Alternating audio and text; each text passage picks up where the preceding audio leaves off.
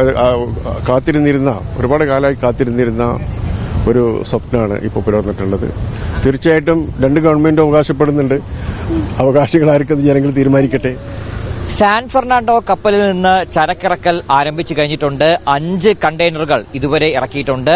Shift shore ക്രെയിനിന്റെ സഹായത്തോടു കൂടിയാണ് വിഴിഞ്ഞത്ത് നിന്ന് ഇപ്പോൾ കണ്ടെയ്നറുകൾ യാർഡിലേക്ക് മാറ്റുന്നത്. മൊത്തം 1960 കണ്ടെയ്നറുകൾ വിഴിഞ്ഞത്തിറക്കും. അതിനുശേഷം നാളത്തെ ഉദ്ഘാടനം കഴിഞ്ഞാണ് സാൻ ഫെർണാണ്ടോ കപ്പൽ യൂറോപ്പിലേക്ക് മടങ്ങുക. നാളെ രാവിലെ 10 മണിക്കാണ് കപ്പലിനുള്ള ഔദ്യോഗിക സ്വീകരണവും അതിനോടൊപ്പം ട്രയൽ റണ്ണിന്റെ ഉദ്ഘാടന ചടങ്ങും നടക്കുന്നത്. രാവിലെ 10 മണിക്ക് മുഖ്യമന്ത്രി പിണറായി വിജയൻ ഇത് ഉദ്ഘാടനം ചെയ്യും. കേന്ദ്രമന്ത്രി സർബാനന്ദ സോനോവാൾ ഉൾപ്പെടെയുള്ള വിശിഷ്ടാതിഥികളെ പരിപാടിയിലേക്ക് ക്ഷണിച്ചിട്ടുണ്ട്.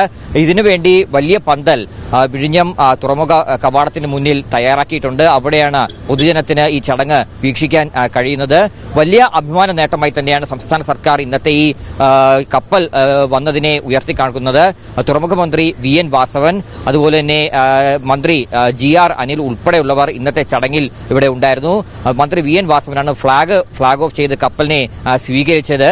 അത്തരത്തിൽ ഇത് വലിയ അഭിമാന നേട്ടമായിട്ട് ഇന്ന് ആദ്യമായിട്ട് ഒരു ചരക്ക് കപ്പൽ വിഴിഞ്ഞത്ത് വന്നതിനെ കാണേണ്ടി വരും. കാരണം 3 പതിറ്റാണ്ടുകളുടെ കാത്തിരിപ്പ് ഉണ്ടായിരുന്നു വിഴിഞ്ഞത്ത് ഒരു ചരക്ക് കപ്പൽ വന്ന് അതിൽ നിന്ന് കണ്ടെയ്നർ ഇറക്കുക എന്നുള്ള ഒരു സ്വപ്നത്തിന്.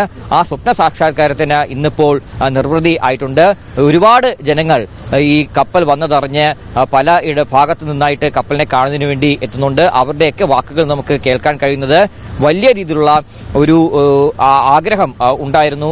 ഈ കപ്പലിനെ ഒന്ന് കാണണമെന്നും ഈ തുറമുഖം ഇവിടെ യാഥാർത്ഥ്യമാവണമെന്നുള്ള കാര്യം നമുക്ക് അവരോട് തന്നെ ചോദിക്കാം. ഈ തുറമുഖം യാഥാർത്ഥ്യമാവുകയാണ്, ഒരു കപ്പൽ ചരക്ക് കപ്പൽ എത്തിയിട്ടുണ്ട്. അപ്പം എങ്ങനെ കാണുന്നുണ്ട്? സന്തോഷമുണ്ട്? വളരെയേറെ സന്തോഷമുണ്ട്. മാത്രമല്ല,